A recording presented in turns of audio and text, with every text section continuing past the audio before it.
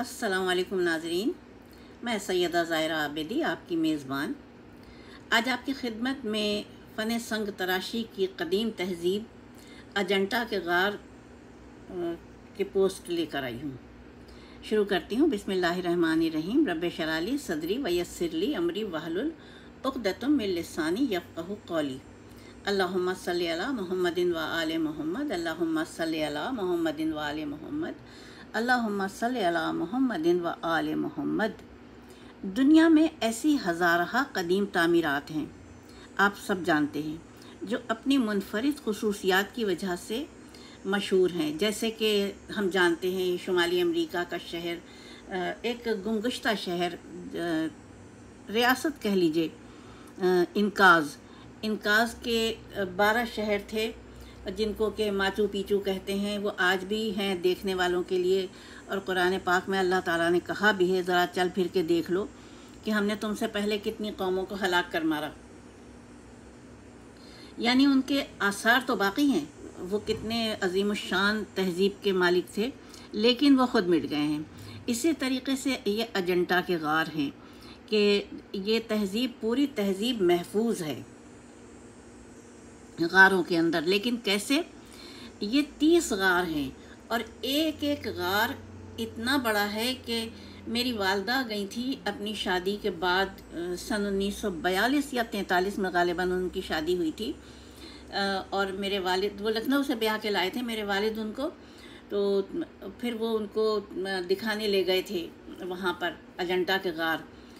तो बता रही थी मेरी वालदा के 30 गार हैं और एक गार को देखने के लिए एक दिन चाहिए होता है पूरा।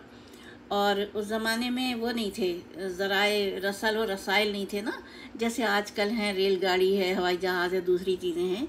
तो मेरी वालदा बता रही थी कि हम गए थे बैलगाड़ी से, और इंतहाई मुख्तसर सी पगडंडी पे चलती हुई वो बैलगाड़ी गुजरी थी।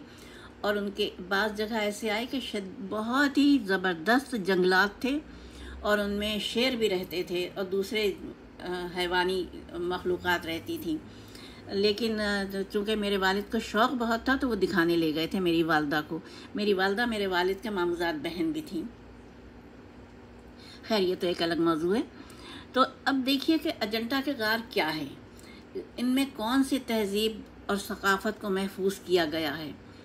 तो ये जो इंडिया था, बर्र-ए-सग़ीर, सब कॉन्टिनेंट, इसमें किसी ज़माने में ये क़ब्ल मसीह बुद्ध मत के पैरोकारों का बड़ा मरकज़ था। और इनके अंदर फ़न संग तराशी जो थी वो एक फ़न की तरह से पूरे उसमें थी कौम में। तो इन्होंने क्या किया, अपनी पूरी सकाफ़त को ये गार देखकर, इसकी इनकी कुशादगी देखकर 30 गार मुंतखब किए, और उनके अंदर उन्होंने अपनी सकाफ़त की जो तस्वीर कशी की, उन्हें देखकर आज इतने अरसे के बाद भी इंसान दंग रह जाता है। और ये क्या करते थे, रंग कैसे बनाते थे, रंगों से एक एक चीज़ को उजागर किया है इन्होंने। कैसे रंगों के, कैसे ये नबातात इस्तेमाल करते थे, कच्ची मिट्टी इस्तेमाल करते थे, उसको पका लेते थे नबातात के साथ मिला के। गच कहलाती है एक मिट्टी, चूने टाइप जो होती है, मुझे सही मालूम नहीं है लेकिन मैंने सुना है कि गच कहते हैं उसे। तो इतने पुख्ता रंग हैं कि वो आज तक कायम व दायम हैं। और सकाफ़त क्या है, उसमें बुद्ध मत जब पैदा हुए तो उस वक्त क्या हो रहा था, उनके चारों तरफ उनका समाज कैसा था, उनकी औरतें लिबास कौन से पहनती थीं, उनके यहाँ खाने कौन से पकते थे। जो औरतों ने साड़ियाँ बांधी हुई हैं उस ज़माने में भी, तो उनकी भी जो प्लेटें होती हैं जिनसे साड़ी ठहरती है शाने पर, वो प्लेटें तक मेरी वालदा बता रही थी कि जूं की तूं मौजूद हैं, और ऐसा लगता है जैसे अभी अभी औरत उठ जाएगी काम करते हुए। और सर के बालों में वो है जो क्लिप लगाए गए हैं, उनके पीछे घुंघरू हैं। अब देखिए आज की उसमें भी यही चीज़ चलती है ना, तो लगता है ना कि इतने पुराने ज़माने में क्या चीज़ ये अजूबा नहीं थी। इसीलिए तमाम दुनिया के सयाहों के तवज्जो का मरकज़ रहता है ये इलाका, और घूमने फिरने आते हैं यहाँ पे। ये हिंदुस्तान का बेशकीमत विरसा है। और इसे आलमी विरसे में शामिल किया गया है। और ये इंसानी हाथों की सनाई और कारीगरी का एक आला तरीन नमूना है। और इनमें कुछ गार तो तकरीबन 2500 साल कबल के हैं और कुछ गार 6ठी सदी के हैं। और इंतहाई शानदार ज़ौक़, शायराना ज़ौक़, महारत और आला दर्जे की सनाई थी इनके हाथों में। कई नस्लों का मस्कन रहने वाले ये रिहायशी तामीर का शाहकार, ये गार और अनोखे महल और महलात, जिन्हें इस दौर में बेपनाह मशक्क़त और मेहनत से तराशा गया होगा, यकीनन यकीनन।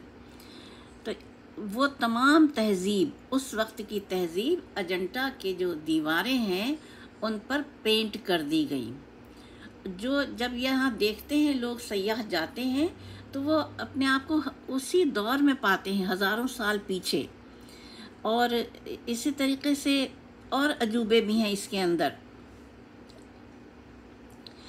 तस्वीर देखने से मालूम होता है कि इन्होंने अपने दौर में किस किस तरीके से काम किया होगा। मसलन ज्योमेट्री का जो इनके सर्किल हैं, जो इनकी बनाए इजादात हैं उस वक्त की, उसमें हिसाब का तूल व अर्ज़, कौसैन, दायरे, फासले, कतर, हजम के लिहाज से, यानी सब के मुकम्मल वो हैं, यानी कि पैमाइश के साथ बनाए गए हैं। ये इंतहाई उम्मीद मताले का इजहार होता है। और इन तमाम चीज़ों के साथ इनका शायराना ज़ौक़ भी इसमें शामिल है। और तस्वीर में महल के दरवाज़े पर भिक्षु खड़े हैं, सुतूनों पर भिक्षुओं की तस्वीर हैं, रक़्स होती हुई महफ़िल की तस्वीर और मनाजिर हैं, और ज़ेवरात पहने हुए औरतें हैं। ज़ेवरात भी इंतहाई आला दर्जे के नफीस हैं। और उस ज़माने में जो खेल होते थे उनमें बैलों की लड़ाई के खेल होते थे। वो तो बैलों की लड़ाई का भी पूरा मंजरनामा बना के मंजर कशी की गई है। देखने वाले को ये पीछे के ज़माने में लेके चले जाते हैं। और थोड़ी, मैंने देखा नहीं है, मैंने सिर्फ सुना है, थोड़ी सी देर के लिए गौर किया है, तो मेरा अपना जहन उसके अंदर उस दौड़ कर पहुँच गया, भाग के पहुँच गया कि बस मेरा दिल चाहा कि मैं भी जाके उन्हें देख के आऊँ। हालांकि नामुमकिन सी बात है, मेरी अपनी पैदाइश हैदराबाद दक्कन की है, लेकिन मैं देख नहीं सकी। ज़ाहिर है मैंने 6 महीने की थी जब मेरे वालिदैन ने पाकिस्तान बनने पर हिजरत की, और फिर हम यहाँ आ गए और पाकिस्तान आ गए। पाकिस्तान में पले बढ़े, शादी हुई, और उसके बाद अब यहाँ का रिस्क खाने कनाडा भेज दिया अल्लाह मियाँ ने।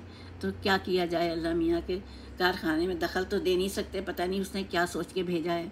अल्लाह ताला सब तरह से अच्छा रखे मेरे वतन वालों को भी, और मेरी जन्मभूमि हैदराबाद दक्कन वालों को भी, जहाँ मेरा पूरा ददियाल वहीं पे मौजूद है। सिर्फ मेरे वालिद ने हिजरत की और उनकी एक बहन ने, मेरी फूफी फरहत बानो ने हिजरत की, लेकिन वो DI खान में आबाद हुई और मेरे वालिद कराची में आबाद हुए। और आज अल्हम्दुलिल्लाह हम तमाम लोग यहाँ पे शादो आबाद हैं। खुदा आप सबको शादो आबाद रखे अपने अपने घरों में, और आपके घर में रिस्क की फरावानी हो। इसके साथ में बहुत सी दुआओं के साथ मैं इजाज़त चाहूँगी। खुदा हाफ़िज़, फ़ी अमान अल्लाह।